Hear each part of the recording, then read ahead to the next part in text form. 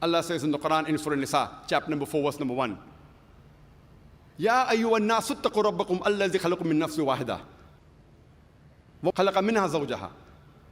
O humankind, reverend your guardian Lord, who has created you from a single person and has created his mate of like nature.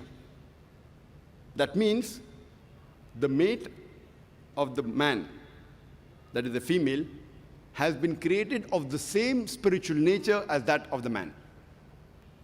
Furthermore, it's mentioned in Surah Shura, chapter number 42, verse number 11. Fatru samawati wal arda, ja'ala lakum min anfusikum azwaja. It is He who has created the heaven and the earth and created like nature his mate.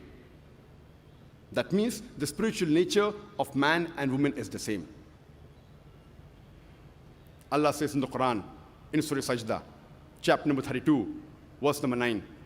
Summa sawahu wa nafaka fihi min ruhihi.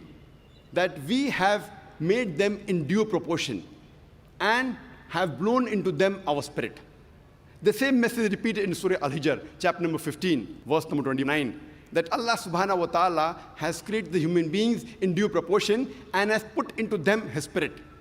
And then they fall down in obedience. What does Allah mean when He says that we have blown the spirit into the human beings? It does not mean something like a God incarnate or something like a pantheistic form. It means that Almighty God has given His knowledge into every human being. Allah subhanahu wa ta'ala has given the knowledge of the Creator in all the human beings, the males as well as the females. Allah says in the Quran, in Surah Isra, chapter number 17, verse number 70, وَلَقَدْ كَرَّمْنَا بَنِي آدَمَ.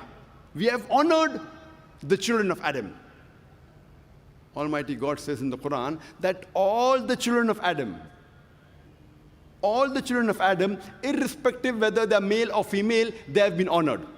Irrespective whether they're black or white, yellow or brown, rich or poor, Almighty God has honored all the children of Adam. Irrespective whether they're staying in America, in UK, in Canada, in India, in Saudi Arabia, Almighty God has honored all the children of Adam.